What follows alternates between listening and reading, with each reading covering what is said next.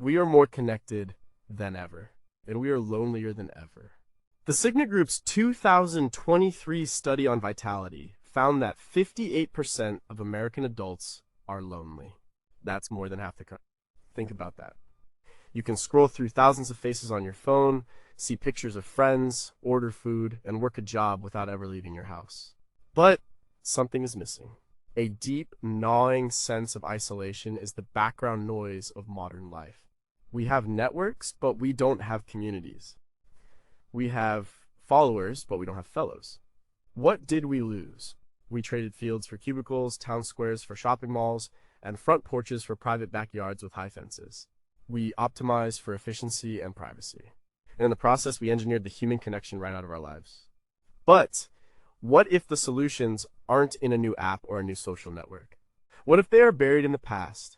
Let's look at the medieval period. It was a time we often dismiss as dark, brutal, and backward. And in many ways it was. Life was hard, short, and often unfair. But they had something we don't. They had built in non-optional, deeply woven community. Your survival depended on your neighbor. Your identity was tied to your village. Your life was lived in public, among people you knew. They didn't have to find community. They were born into it. It was the water they swam in. This isn't about romanticizing the past. It's not about wanting to go back to a time without sanitation or modern medicine. It's about looking at the architecture of their society and asking what structural pieces did they have that we have thrown away. What can we learn from a time when belonging wasn't a choice, but a fact of life? How did they build a world where loneliness as we know it was almost impossible? Number 16, what if our survival depended on our neighbors? We think of independence as a virtue. We want to be self-sufficient. We want to be able to do it all on our own. It's the American dream, the story of the self-made person, but this is a very new idea. For most of human history, and especially in the medieval world, pure independence was a death sentence. You were either part of a group or you were an outcast, and an outcast didn't last long. Think about a medieval village. It wasn't a collection of independent households who just happened to live near each other.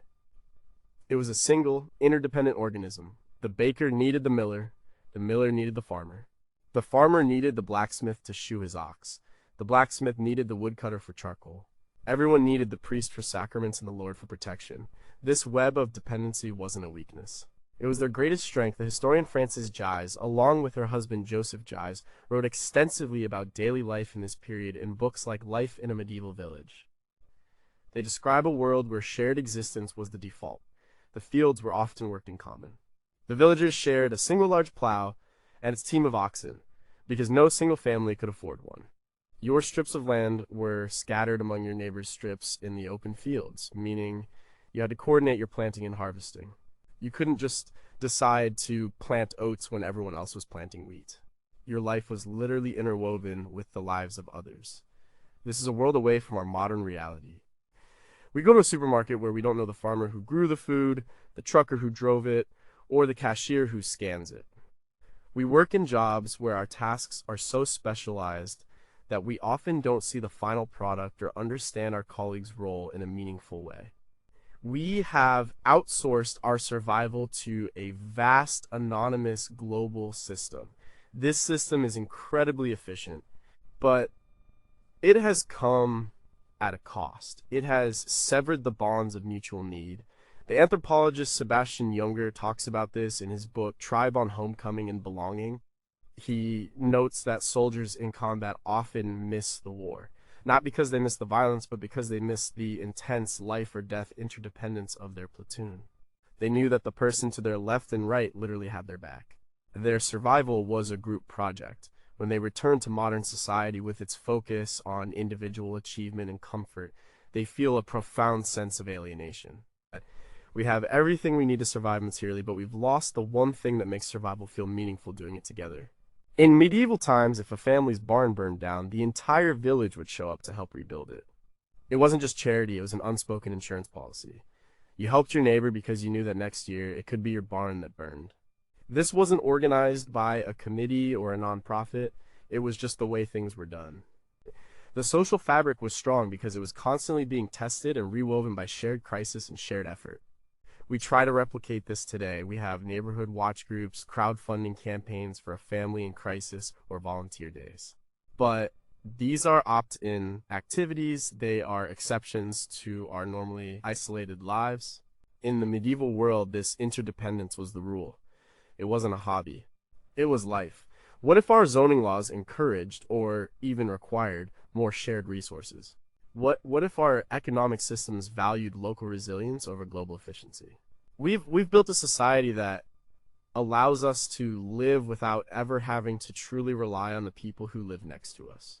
And we are paying the psychological price. The medieval villager may have lacked our freedom, but they also lacked our profound sense of being alone in the universe. What deep human need for connection are we denying by celebrating radical individualism over mutual dependence? If our supply chains broke down tomorrow, would we know how to turn to our neighbors for help, or would we see them only as competitors for scarce resources? Have we become so independent that we've forgotten how to be human together? Number 15. What if the heart of town was a place, not a store? Walk through the center of a modern town. What do you see? You see shops, you see banks, you see restaurants, you see places of commerce. The public square, if one exists, is often a decorative afterthought, a patch of grass with a monument, a place people walk through on their way to spend money. Our gathering places are transactional. You go there to buy something. When the transaction is over, you leave. Now, picture the center of a medieval village. At its heart, you would find the parish church and the village green. These were not primarily places of commerce. They were places of being. The church was the physical and spiritual center of everyone's life, regardless of how pious they were. It was where you were baptized, married, and buried. Its bells marked the hours of the day, signaling when to work and when to rest. The church building itself was often the only large, permanent, public structure. It served as a meeting hall, a school, a place of refuge, and on its porch, legal agreements were made and disputes were settled. Next to the church was the green, or the commons. This was shared land. It was where villagers grazed their livestock. It was where children played. It was where festivals were held, where traveling performers would set up their stage, and where the local militia would practice. It was a multi-purpose, non-commercial space that belonged to everyone. It was the village's living room. Sociologist Ray Oldenburg wrote a book in 1989 called The Great Good Place. He coined the term third places. The first place is your home. The second place is your work. Third places are the anchors of community life, the informal gathering spots where people can connect and unwind. He talks about cafes, pubs, libraries, and parks. These places are crucial for civil society, democracy, and a sense of belonging. The medieval village green and churchyard were the ultimate third places. What do we have now?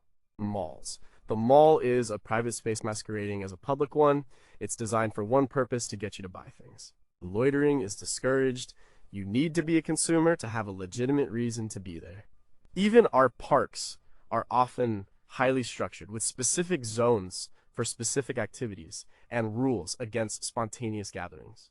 We have lost the unstructured communal hangout space. Think about the sheer amount of life that was lived in public in the medieval world. There was very little concept of privacy as we know it. Houses were small, crowded, and smoky. Life was lived outdoors, on the green, in the churchyard, in the alehouse. You were constantly bumping into people you knew, hearing the news, sharing gossip, and participating in the collective life of the village. The decline of these central, non-commercial gathering places has been slow but steady. Robert Putnam, in his landmark book, Bowling Alone, The Collapse and Revival of American Community, documents the decline of all forms of civic and social engagement in America over the last few decades of the 20th century. People are less likely to join clubs, attend public meetings, or even have dinner with their families. He argues that this decline in social capital has profound negative consequences for our society. Part of this decline is surely due to the fact that we have literally designed the physical spaces for it out of our towns and cities. We build vast subdivisions with no sidewalks and no central square. We drive from our attached garage to an office park, and then to a big box store, and then back to our garage. At no point are we required to have an unplanned interaction with a fellow human being who is also our neighbor. We have created a geography of isolation. The medieval village, for all its faults, was a geography of encounter. Could we redesign our suburbs to include a central, non-commercial green? What would happen if every neighborhood had a shared building, a village hall, that wasn't just for formal meetings, but for spontaneous life? Have we confused consumer choice with genuine freedom, and in doing so, sold our public soul for a parking space? Number 14, what if your craft was your identity? Who are you? Today you might answer with your name and your job title. I'm Jane, a marketing manager. The job title describes a function you perform for a company. It's often abstract. It's portable. You could be a marketing manager at 1,000 different companies. It doesn't necessarily connect you to a specific place or a specific group of people in a deep way. In the Middle Ages, your answer might have been different. I'm John the Smith. Or I'm William the Fletcher. Or I'm Alice the Weaver. Your craft was not just what you did. It was who you were, it was your surname, it was your identity, and it bound you to a powerful and exclusive community, the Guild. Guilds were associations of artisans or merchants who oversaw the practice of their craft in a particular town. The Weavers' Guild, the Masons' Guild, the Goldsmiths' Guild, these were far more than just trade unions. They were social, religious, and political powerhouses. The Guild set the standards for quality. It controlled prices and wages. It limited the number of people who could practice the trade, ensuring its members had work. But it went so much deeper than that. The Guild was a brotherhood. Members looked after each other. If a guildsman fell on hard times, the Guild would support him and his family. If he died, the Guild would pay for his funeral and support his widow and orphans. They had their own patron saints, their own chapels in the church, their own feast days. They marched together in civic processions wearing the Guild's official robes or livery. To be a master in a guild was to be a respected citizen of the town, with a clear place in the social order. This system provided a powerful sense of belonging and purpose. Your work had meaning not just because you were good at it, but because you were part of a tradition. You were upholding the mystery of the craft, a word that at the time meant a professional skill. This knowledge was passed down through a formal system of apprenticeship, as described by historians like Stephen A. Epstein in his work Wage and Labor in Late Medieval Europe. A young boy would leave his family to live with a master craftsman for 7 years. He wasn't just an employee, he was part of the master's household. He learned not only the skills of the trade, but also the morals and customs of the guild. It was an intense, long-term, intergenerational relationship that forged a deep professional and personal bond. Compare that to today. We changed careers multiple times. The gig economy turns work into a series of disconnected tasks. We have professional networks on LinkedIn, but do they provide the same deep-seated support and identity as a medieval guild? When we get laid off from a corporate job, there is no institutional brotherhood to catch us. We are on our own. Some modern movements try to capture a sliver of this, like think of the maker movement with its shared workshops and emphasis on craft. Think of the resurgence of artisanal goods, from craft beer to handmade furniture. People are searching for work that feels tangible, meaningful, and connected to a community of practice. They are tired of being a cog in an anonymous machine. They want to be a smith, not just an employee number. The guilds were not perfect. They were often monopolistic, exclusive, and resistant to innovation. But they understood something profound, that work can be a primary source of community and identity. It can be a place where you are not just earning a living, but are part of a shared story with shared standards, shared rituals, and shared responsibilities. We have separated our work lives from our social lives, and both have become impoverished as a result. Can a modern corporation ever inspire the same loyalty and sense of belonging as a craft guild? What would a modern apprenticeship look like? One that taught not just skills, but also character and community obligation. In our relentless pursuit of economic disruption and flexibility, have we destroyed the very institutions that gave work its human meaning? Number 13. What if we all followed the same calendar? What day is it? You might check your phone. It's Tuesday. For you, that might mean a team meeting at 10 and a deadline at 5. For your neighbor, it might be their day off. For the person across the street, it might be the day they do their grocery shopping. Our calendars are private, individualized schedules of personal and professional obligations. In the medieval world, the calendar was a public shared experience, and it wasn't just the sequence of days and months. It was a rhythm of life that the entire community followed together. This rhythm was dictated by two powerful forces, the agricultural seasons and the Christian liturgical year. Everyone was on the same page because their lives and livelihoods depended on it. The agricultural year set the pace of work. There was plowing time, planting time, haying time, and harvest time. These weren't individual tasks. They were massive communal efforts. The entire village mobilized for the harvest. No one went on vacation in August. You were in the fields with your neighbors because the survival of the community depended on getting the crops in before the weather turned. This shared labor created a powerful cyclical rhythm to the year, a shared sense of urgency and a shared sense of relief when the work was done. Woven into this agricultural calendar was the liturgical calendar of the church. This was a rich tapestry of feasts and fasts that gave the year its texture and meaning. There was Advent, a time of waiting. Then Christmas, a 12-day festival of feasting and celebration. Then Lent, 40 days of fasting and penitence. Then Easter, the most important feast of the year, followed by another week of celebration. There were saints' days scattered throughout the year, many of which were local holidays that suspended all work. The historian Eamon Duffy, in his book The Stripping of the Altars, shows how deeply this liturgical life was embedded in the consciousness of the people. These weren't just religious observances, they were the community's primary social events. They were the excuse for a party. On a feast day, the whole village would stop work. There would be special church services, followed by feasting, drinking, dancing on the green, and games. These were moments when the community came together to affirm its shared identity and beliefs, and simply to have fun. Today, our holidays have become largely private, family-centric affairs. Christmas is spent inside our homes. Thanksgiving is a family meal. Even national holidays like the 4th of Independence are often celebrated with a private backyard barbecue rather than a town-wide festival. We lack a shared public rhythm of celebration and solemnity. The Super Bowl might be the closest thing we have to a medieval feast day, a time when a huge portion of the country is doing the same thing at the same time.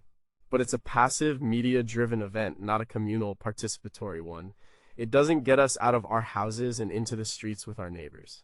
This loss of a shared calendar has fragmented our experience of time. We are all on our own schedule. This flexibility has its benefits, but it also means we have fewer and fewer opportunities for collective joy, collective mourning, or collective rest. The medieval peasant had a hard life, but he could look forward to dozens of holy days, or holidays, throughout the year where he knew everyone in his world would be celebrating alongside him. It was a powerful social glue. What would it feel like to live in a town that truly shut down for a day of celebration, where the streets were filled not with cars, but with people? Can we create new secular rituals that bind us together in time, the way religious festivals once did? Or have we become too diverse, too individualistic, to ever agree on what's worth celebrating together? Number 12. Why did they tell stories, and why did we stop? Before screens, before printed books, before literacy was common, there was the voice. Information, entertainment, history, and morality were all transmitted through the spoken word. The medieval world was an oral culture, and at the heart of this culture was the act of storytelling. In the long, dark winter evenings, families would huddle around the fire in their small, one-room homes. They would tell stories. These weren't just idle tales, they were the repository of the community's memory and values. They told stories of local saints, of cunning folk heroes, of the founding of their village. They told Bible stories, fables, and epic poems like Beowulf, carried on by generations of storytellers. The act of telling and listening to stories in a group is a profoundly communal experience. It creates a shared imaginative space. When a storyteller is spinning a tale, everyone in the room is seeing the same images in their mind's eye. They are feeling the same suspense, laughing at the same jokes, and learning the same lessons. This is a powerful form of social bonding. This wasn't just a private family activity. Storytelling happened in public spaces, in the alehouse, in the churchyard, at the market. Traveling minstrels and bards would go from village to town, bringing news and entertainment in the form of songs and epic poems. The performance was a major event that brought the community together. The scholar Walter J. Ong, in his influential book Orality and Literacy, explores the deep differences between oral cultures and literate cultures. He argues that in an oral culture, knowledge is not a static thing stored in a book. It is a living, communal event. To know, something means being able to recall it and share it with others. This creates a very different kind of consciousness, one that is more communal, more traditional, and more focused on human interaction. Today, we consume stories in isolation. We watch Netflix alone on our laptops. We read books by ourselves. We listen to podcasts with earbuds in, shutting out the world around us. The stories are still powerful, but the experience of receiving them has become privatized. We might discuss a show with friends the next day or post about it online, but this is a faint echo of the intense, in the moment, shared experience of listening to a story told live in a room full of your neighbors. Even the way we get our news has changed. The medieval villager got his news from a traveler in the alehouse, or from the priest's sermon, or from gossip at the market. It was an interactive social process. You could ask questions, voice your opinion, and gauge the reaction of your community in real time. Today, we scroll through news feeds, consuming information packaged and delivered to us by algorithms designed to provoke a reaction, but not necessarily a connection. The rise of live play, Dungeons and Dragons streams, or the resurgence of live storytelling events like The Moth are interesting, modern exceptions. They show a deep hunger for this older, more communal form of narrative. People crave the experience of being in a room together, sharing a story as it unfolds.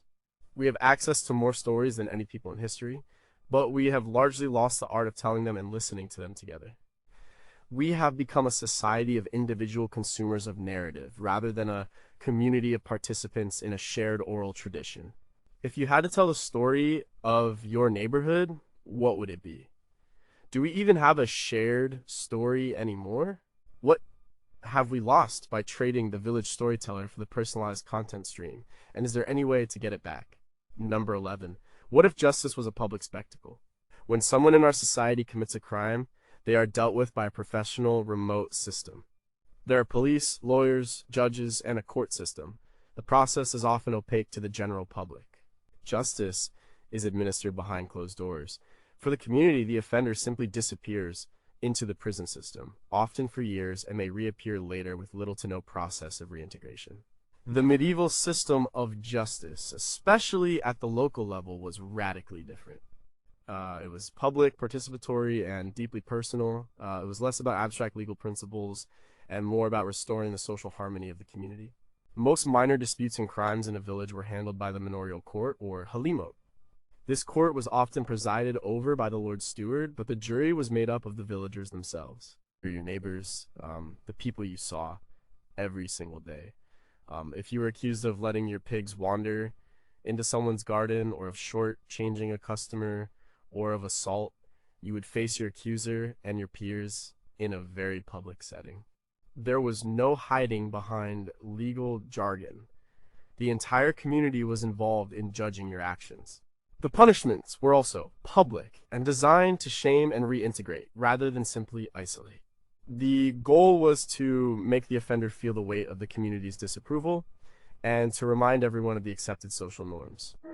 A common punishment was the stocks or the pillory. The offender would be locked in place in the village square for a day, where they were subjected to the ridicule and scorn of their neighbors. People would throw rotten vegetables or garbage at them. It was a brutal and humiliating experience, but it served a purpose. It visibly and dramatically reinforced the boundaries of acceptable behavior. Another form of punishment was public penance, often administered by the church court. Someone found guilty of a moral offense, like adultery, might be forced to stand at the church door during Sunday service, dressed only in a white sheet, holding a candle, and publicly confessing their sin before being allowed back into the communion of the faithful. The message was clear: your actions have damaged the social and spiritual fabric of this community, and you must publicly atone before you can be welcomed back. Historians like Martin Ingram have studied these rituals of public shaming. While they seem cruel to us, they had a function that our modern justice system lacks. They allowed for a path back to the community. After your day in the stocks or your public penance, the matter was often considered closed. You had paid your social debt, you could resume your place in the village. It was a harsh reset, but it was a reset. Our system of incarceration, by contrast, brands someone as a criminal for life, making true reintegration incredibly difficult. This public justice also strengthened the community's own sense of identity. By collectively punishing an offender, the villagers affirmed their shared values. They were drawing a line in the sand and saying, this is who we are and this is what we will not tolerate. It was an active, participatory process of defining and defending their moral order. We have traded this messy, public, shame-based system for a sterile, private, guilt-based one. We are more concerned with an individual's internal feeling of guilt than with their outward standing in the community. This is perhaps more humane in some ways, but it has also weakened the power of social norms. When a community outsources its justice to a professional class, it loses its ability to regulate itself.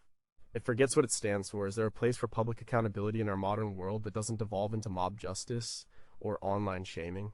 What is the modern equivalent of the stocks? A way to express community disapproval that is sharp and temporary, allowing for reintegration rather than permanent exile. By making justice so private, have we made our communities weaker? Number 10, what if we had to share everything? We live in a world of private ownership. You have your house, your yard, your car, your tools. Your neighbor has theirs. We might occasionally borrow a cup of sugar or a lawnmower, but this is the exception, not the rule. The default is individual ownership.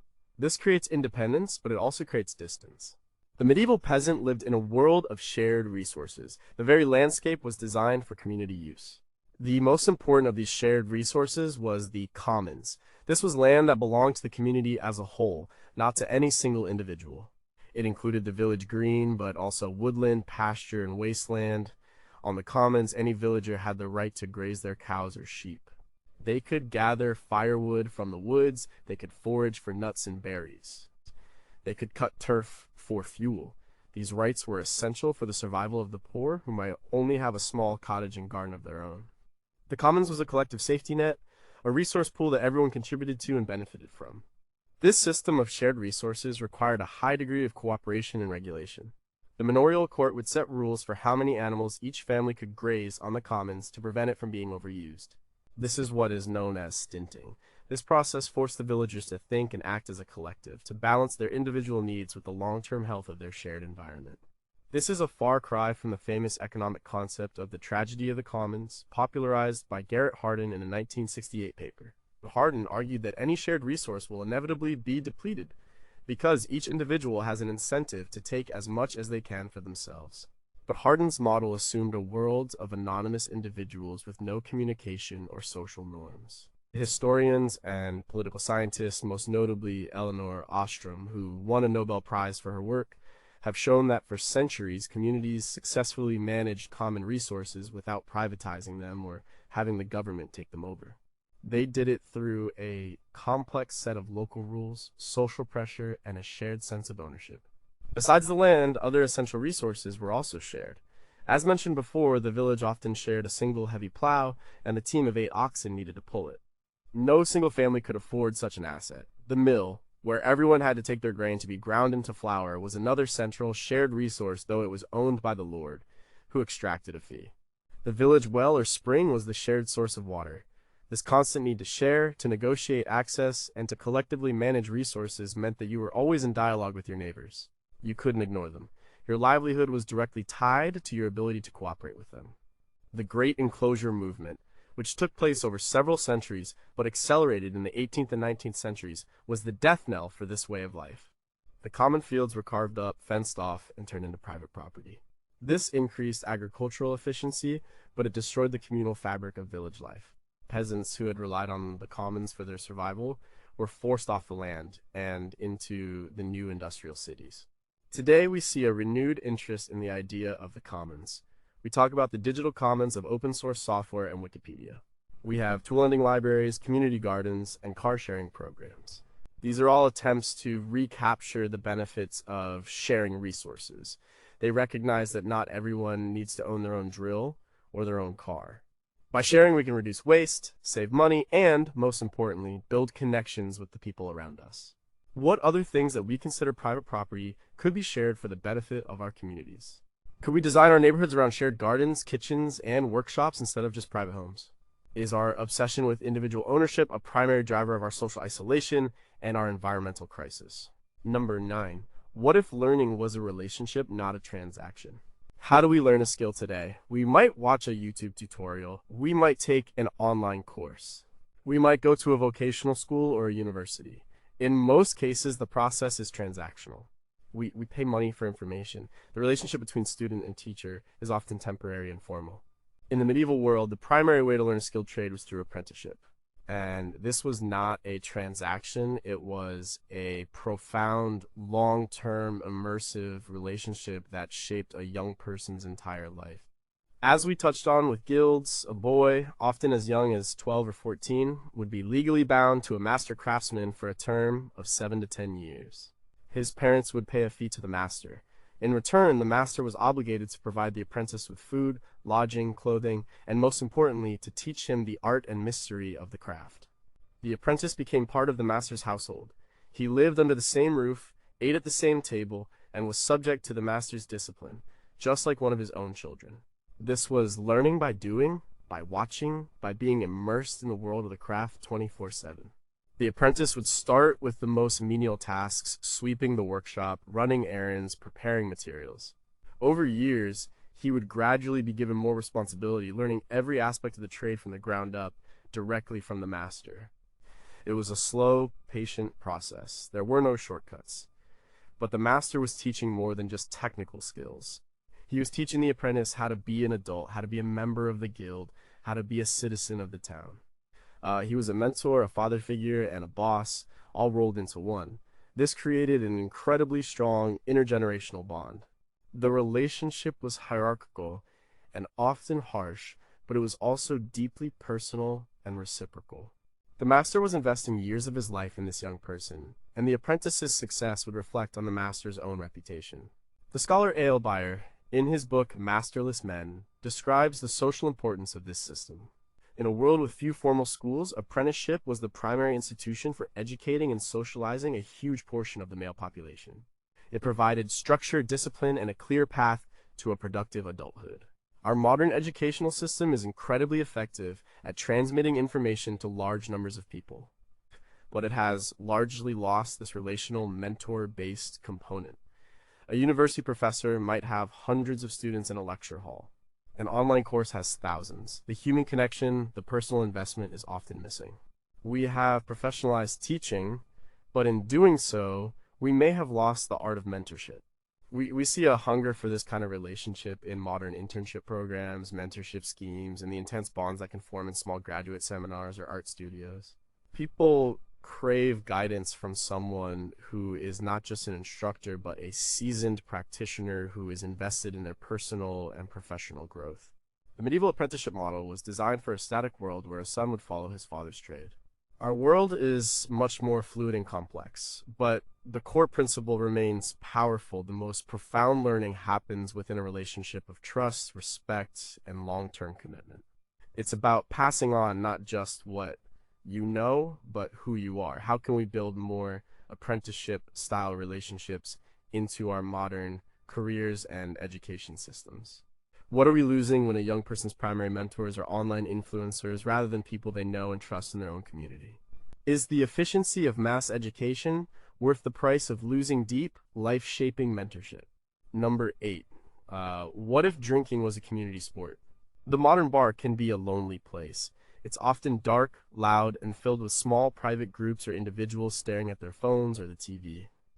We go to a bar with our friends, but we don't necessarily go there to make new ones. It's a place to consume alcohol, not necessarily a place to build community. The medieval alehouse was something entirely different. It was, along with the church and the village green, one of the central pillars of community life. And the act of drinking was a far more communal and ritualized affair. For starters, in many villages there was no permanent, dedicated pub. Instead, certain villagers, often women known as alewives, would brew a batch of ale and hang a branch or a bush over their door, the original pub sign, to let everyone know that ale was for sale. This was called a penny ale. The whole village would crowd into the alewife's small house to drink. These were pop-up community centers, a place to gather, exchange news, and relax after a hard day's work. The ale itself was different. It was thick, nutritious, and a staple of the medieval diet. The water was often unsafe to drink, so everyone, including children, drank small ale with a low alcohol content. The alehouse wasn't just for getting drunk, it was for getting calories and hydration. But more importantly, the alehouse was the primary secular gathering place. It was the village's information hub. News, gossip, and business transactions all flowed through the alehouse. It was where people went to escape the cramped and smoky conditions of their own homes. As the historian Judith M. Bennett explores in her book Ale, Beer, and Brewsters in England, the alehouse was a crucial space for social bonding, political discussion, and recreation. Drinking was often done in a group setting from a shared vessel. A loving cup or a large jug of ale would be passed around the table, with each person taking a drink and passing it on. This ritual reinforced the sense of fellowship and trust among the drinkers. There were also drinking games, songs, and toasts that further cemented the communal atmosphere. The church often had a complex relationship with the alehouse. On the one hand, it condemned drunkenness and the rowdy behavior that could happen there. On the other hand, the church itself often sponsored church ales. These were fundraising festivals where the church wardens would brew a large quantity of special, strong ale and sell it to the parishioners. The profits would go to the upkeep of the church building or to charity. These events were a combination of a religious festival, a village fair, and a massive party. They were major community building events that brought everyone together for a common cause. Today, we have largely privatized our drinking. We drink at home or we go out in our small, pre-selected social bubbles. The idea of going to a stranger's house for a drink, or of the entire neighborhood gathering for a communal brew, seems completely alien. We have lost the alehouse as a third place, a casual, inclusive space where different members of the community can mix and mingle. The modern pub or brewery taproom sometimes tries to recreate this, but it's often more of a commercial enterprise than a true community hub. The medieval alehouse shows us that a shared substance, consumed in a ritualized and communal way, can be a powerful social glue. It lowers inhibitions, encourages conversation, and creates a sense of shared experience. Is it possible to have spaces for communal drinking that are not solely focused on excess, but on fellowship? What did the shared cup force people to confront about trust and community that a private bottle allows us to avoid? Have we become so focused on the health risks of alcohol that we've forgotten its age-old role as a social lubricant and a catalyst for community? And number 7, how do you mark a life without a ritual? Think about the major milestones in your life: a birth, a graduation, a new job, a death. How do we mark these moments? A birth might get a post on social media. A death is marked by a funeral, which is often a private, subdued affair attended by close family and friends. We tend to handle these profound life transitions in a quiet, individualized way. In the medieval world, the major passages of life were public, ritualized, and communal events. The community was deeply involved in marking an individual's journey from birth to death. These rituals were not optional add-ons, they were the very framework through which life was understood. It started with baptism. A few days after a child was born, it would be taken to the parish church in a formal procession. The godparents, who were chosen to be spiritual guides and potential guardians, played a key role. The entire community would witness the child being brought into the Christian fold. The baptism wasn't just a family affair, it was the village officially welcoming its newest member. This created a network of gossips from godsibs, or siblings in God, that bound families together in a web of spiritual kinship, a concept explored by historians like John Bossy. That marriage was also a public process. It began with the betrothal, a formal promise made publicly, often on the church porch. This was a legally binding contract witnessed by the community. The wedding itself involved another procession to the church, a public ceremony, and then a feast that often included the entire village. A marriage was seen as an alliance between two families that affected the whole community, so the whole community participated in its celebration. Death, most of all, was a communal event. When someone was dying, their neighbors would come to their bedside to pray and offer comfort. After death, the body would be watched over by family and friends in the home. The funeral procession to the church was a public spectacle. The church bell would toll, a signal to the entire village to stop what they were doing and pray for the soul of the departed. The burial took place in the churchyard, in the very center of the village, a constant reminder of the communion of saints, both living and dead.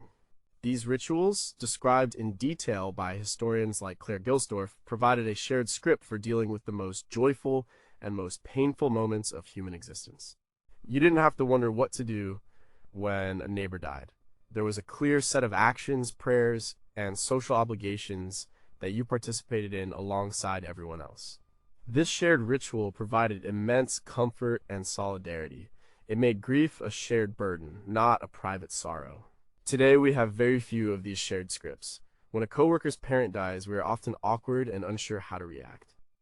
We send a card or an email, but we lack a formal, communal way to express our sympathy and support.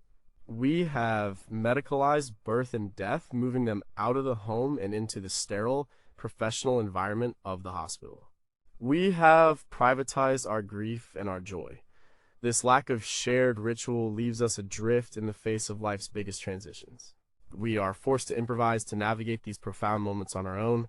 The medieval peasant had a hard life, but they were held by a strong web of communal ritual that gave their life meaning and order from the cradle to the grave. Can a secular society create meaningful participatory rituals to mark life's passages? What is the cost of facing birth, marriage, and death as individuals rather than as a community? Have we gained privacy but lost the profound comfort of shared public mourning and celebration? Number 6. What if your journey had a purpose? We travel a lot, we commute to work, we fly for business, we go on vacation. Most of our travel is instrumental to get from A to B or recreational to relax and see new things. It's usually a private or family-based activity. In the Middle Ages, one of the most common and powerful forms of travel was the pilgrimage. And a pilgrimage was a journey with a deep shared purpose. It was a spiritual quest undertaken in a group, and it forged a unique and powerful kind of temporary community. People went on pilgrimage for many reasons: to seek a cure for an illness, to atone for a sin, to fulfill a vow, or simply as an act of devotion. They would travel to shrines that held the relics of a saint. These could be local shrines a day's walk away, or major international centers like Rome, Jerusalem, or Santiago de Compostela in Spain. The most famous English pilgrimage was to the shrine of St. Thomas Becket at Canterbury, immortalized in Geoffrey Chaucer's The Canterbury Tales. Chaucer's work gives us a vivid picture of what a pilgrimage was like. It was not a somber, silent journey. It was a lively, social affair. A diverse group of people from all walks of life, a knight, a miller, a nun, a merchant knight, would travel together for mutual protection and companionship. They would spend weeks on the road, sharing stories, meals, and lodgings. Strangers became intimate companions, bound together by the shared road and the shared destination. This created a unique social space. The normal, rigid hierarchies of medieval society were temporarily relaxed. On the road to Canterbury, the knight and the miller were, for a time, fellow travelers on an equal footing. This experience of communitas, a term used by the anthropologist Victor Turner, is a powerful force for social bonding. It's an unstructured state where people are stripped of their everyday status and relate to each other as whole human beings. The journey itself was as important as the destination. It was a physical and spiritual ordeal, filled with dangers and discomforts. Facing these challenges together forged a deep sense of solidarity among the pilgrims. When they finally reached the shrine, their shared sense of accomplishment and spiritual awe would be immense. We don't really have a modern equivalent. A group vacation tour is a commercial transaction.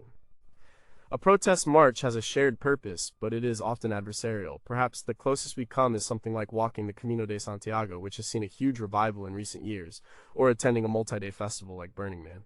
People who participate in these events often speak of the profound sense of community and connection they feel, the experience of being part of something larger than themselves. It's clear that there is a deep human hunger for this kind of purposeful shared journey. Most of our modern life is about settling down, about putting down roots. The pilgrimage reminds us of the power of being uprooted together. It tells us that sometimes the best way to build a community is to leave home and go on a long, difficult walk with a group of strangers. It's a reminder that community can be mobile, temporary, and forged in the crucible of a shared quest. What modern pilgrimages could we create to give people a shared sense of purpose and adventure? In a world of comfortable and efficient travel, have we lost the character building and community forging power of a difficult journey? Is the lack of a sacred destination in our lives part of what makes us feel so lost? Number 5, would you trust your neighbor if you had to fight beside them? How is our community defended? We have a professional police force to handle internal threats and a professional military to handle external ones. Defense, like so many other aspects of our lives, is something we outsource to specialists. We pay our taxes and they take care of it. For the average citizen, the defense of their home and town is an abstraction. This was not the case in the medieval world. While kings and lords had their own professional soldiers, the primary defense of a town or village rested on the shoulders of the citizens themselves. This was a legal obligation and a practical necessity. In England, A system known as the Assize of Arms of 1181 and later the Statute of Winchester of 1285 required all free men between certain ages to own weapons and be ready to serve in the local militia or fyrd. The type of weapon you had to own depended on your wealth. A rich man might need a sword and a horse, while a poorer man just a bow or a spear. This was not a standing army. It was a citizen militia. They would be called upon to practice together, often on the village green after church on Sundays. This was known as the militia muster. They would also be responsible for the watch and ward. This meant taking turns to stand guard at the town gates at night and to patrol the streets. And if there was a fire or if they spotted a criminal, they would raise the hue and cry. Every able-bodied man was then legally obligated to drop what he was doing and join the pursuit of the suspect. To ignore the hue and cry was a crime in itself. Think about the level of trust and interdependence this system required. You were literally trusting your neighbor with your life, and they were trusting you with theirs. You had to know that the man standing next to you in the shield wall would hold his ground. You had to believe that if you raised the hue and cry, your community would come running. This wasn't an abstract patriotism, it was a visceral, personal commitment to the defense of your shared home. This shared responsibility for security created a powerful bond. It fostered a sense of collective ownership and vigilance. The safety of the community was everyone's business. You couldn't just call 911 and wait for someone else to handle the problem. You were the first responder. Today, our relationship with our own security is much more passive. We may join a neighborhood watch, but this is a pale shadow of the medieval system. It's mostly about observing and reporting to the professionals. The idea of every household being armed and trained for local defense seems radical and dangerous to many, while to others it is a cherished right. The sociologist Robert Nisbet, in his book The Quest for Community, argued that the modern centralized state has systematically weakened the intermediate institutions of society, things like the family, the church, and the local community. By taking over functions like defense, education, and welfare, the state has made these local communities less necessary and therefore weaker. The medieval militia is a prime example of such an institution. It gave the local community a powerful function and a strong sense of corporate identity. This is not an argument for a return to vigilantism, but it does raise a question: what happens to a community when it no longer has to defend itself? Does it become less cohesive, less resilient, less of a community? If you were in trouble, how many of your neighbors could you truly count on to come to your aid physically and immediately? What shared, difficult tasks could we undertake together that might replicate the bonding power of a shared defense? By making ourselves perfectly safe through professional services, have we made ourselves more vulnerable in other, more human ways? Number 4, what if the market was a party, not a chore? Going to the market for us is usually a quick, efficient transaction. We go to a supermarket, a sterile and anonymous space with a list. We fill our cart, go through the self-checkout, and leave, often without speaking to a single person. It's a chore to be completed as quickly as possible. The medieval market was the opposite of this. It was a loud, chaotic, vibrant, and intensely social event. It was the economic heart of the town, but it was also its social and entertainment hub. People didn't just go to the market to buy and sell. They went to meet people, to exchange news and gossip, to be entertained, and to feel part of the wider world. Markets were typically held once or twice a week in a designated public space, the marketplace or high street. Peasants from the surrounding villages would bring their surplus produce, eggs, cheese, vegetables to sell. Local artisans would sell their wares. Traveling merchants might bring exotic goods from far away, like spices or silks. It was a place of incredible variety and excitement. The historian Christopher Dyer, in his works on the medieval economy, emphasizes that the market was a key point of contact between urban and rural life. It brought different kinds of people together who would not otherwise interact. This constant mixing was vital for the flow of information and ideas, but the market was more than just commerce. It was a spectacle. There were jugglers, minstrels, and puppeteers. There were food stalls selling hot pies and ale. It was a place for public announcements and proclamations. It was also where public punishments, like the stocks and pillory, were often carried out, adding a dose of grim entertainment. The act of buying and selling was also different. It was a personal negotiation. You didn't just pick an item with a price tag off a shelf. You haggled with the seller, a person you likely knew and would see again next week. Your reputation mattered. A merchant known for selling shoddy goods or a customer known for not paying their debts would quickly find themselves ostracized. The economy was embedded in social relationships. It was a personal economy, not an anonymous one. This is what the sociologist Mark Granovetter calls the embeddedness of economic activity. He argues that in pre-modern societies, economic behavior was deeply embedded in social networks and obligations. In modern society, we have tried to disend the economy to make it a separate sphere governed by purely rational, impersonal laws. The supermarket is the perfect symbol of this disembedded economy. We are seeing a small-scale rebellion against this in the form of farmers' markets. People are flocking to them, often paying more for produce than they would at the supermarket. Why? Because they crave the experience that the medieval market provided. They want to meet the person who grew their food. They want to be in a vibrant public space with their neighbors. They want the market to be an experience, not just a transaction. The success of farmers markets shows a deep-seated desire to re-embed our economic lives into our social lives. The medieval market was inefficient. It was messy. It was not optimized for convenience. But it was profoundly human. It understood that the exchange of goods is also an opportunity for the exchange of stories, greetings, and human connection. Could we design our shopping spaces to be more like town squares and less like warehouses? What would we gain if every economic transaction required a brief human conversation? By optimizing our shopping for speed and convenience, what essential social nutrients have we stripped from our daily lives? Number 3. What if gossip was the original social network? We think of gossip as a negative thing. It's idle talk, a malicious rumor, something to be avoided. But what if gossip is one of the most fundamental human tools for building and maintaining community? In a medieval village where most people were illiterate and there was no mass media, gossip was the primary way that information was shared. It was the news, it was the entertainment, it was the mechanism of social control, it was the village's nervous system, and it was constantly buzzing with information. Because life was lived so publicly, everyone knew everyone else's business. You knew who was courting whom, who was feuding with their neighbor, who was struggling with their crops, and who was suspected of cheating at the market. Privacy, as we understand it, did not exist. Your life was an open book, and your neighbors were all avid readers. This sounds like a nightmare to our modern sensibilities, which value privacy above almost all else. But this constant flow of social information served a crucial purpose. The anthropologist and evolutionary psychologist Robin Dunbar has famously argued that language itself evolved to allow humans to gossip. He suggests that gossip is the human equivalent of grooming in primates. Just as monkeys pick fleas off each other to build alliances and maintain social bonds, humans use conversation about social topics to do the same. Dunbar's research indicates that about 2/3 of all our conversations are about social topics, other people, and our own experiences. This is how we learn the rules of our social world. Who can be trusted? Who is a free rider?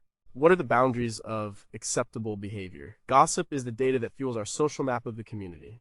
In the medieval village, this system was incredibly powerful. A person's reputation was their most valuable asset. If you had a reputation for being lazy, dishonest, or a bad neighbor, it would have real-world consequences. People might be unwilling to help you at harvest time. They might not trade with you at the market. The fear of being, talked about, of getting a bad name, was a powerful incentive to conform to the community's norms. Gossip was the informal police force and the court of public opinion all in one. It also built a sense of shared identity. To be in the know about the local gossip was to be a true member of the community. The stories, jokes, and scandals were a shared cultural currency that bound the villagers together. It created a world of insiders, a world where everyone knew the local characters and the long-running dramas. Today, our social networks have been outsourced to the internet. We get our social information from Facebook and Instagram feeds. But this is a very different kind of gossip. It's often performed for a large, anonymous audience. It's carefully curated and managed. It lacks the immediate, real-world feedback loop of face-to-face gossip. Online shaming can be devastatingly cruel, precisely because it is unmoored from the real-world relationships and context that would have constrained medieval gossip. We still have local gossip, of course, but the high fences, private cars, and secluded backyards of modern life make it much harder for this information to flow naturally. We simply don't have the constant casual encounters that fueled the medieval rumor mill. We have traded the intimate, high context gossip of the village for the impersonal, low context information stream of the internet. What if we saw small talk with our neighbors not as a waste of time, but as a vital act of community maintenance? Is our deep desire for privacy actually a form of self-imposed exile from the messy, complicated, but deeply human world of the local community? Could it be that the cure for loneliness is to know and be known a little more than we are comfortable with? Number two, what if a feast was more than just a meal? We eat with other people. We have dinner parties, we go out to restaurants. But how often do we truly feast? A feast is not just a big meal, it's a special occasion, a communal celebration marked by an abundance of food and drink shared by a large group. It's an act of collective indulgence and thanksgiving. The medieval world was a world of scarcity. For most people, most of the time, the diet was monotonous and meager bread, pottage, a thick vegetable stew, and ale. Meat was a rare luxury. This background of daily scarcity is what made the feast so incredibly powerful and significant. Feasts were tied to the shared calendar. We've already discussed they happened at Christmas, Easter, and other major religious holidays. They happened at the end of the harvest home, a celebration of getting the crops in safely. They happened at weddings. The lord of the manor would often be expected to provide a feast for his tenants on certain days of the year. Guilds would hold massive feasts for their members on their patron saint's day. A feast was a public statement about the community's prosperity and solidarity. The food was special and abundant. There would be meat roast, pig, beef, poultry. There would be special white bread instead of the usual coarse dark bread.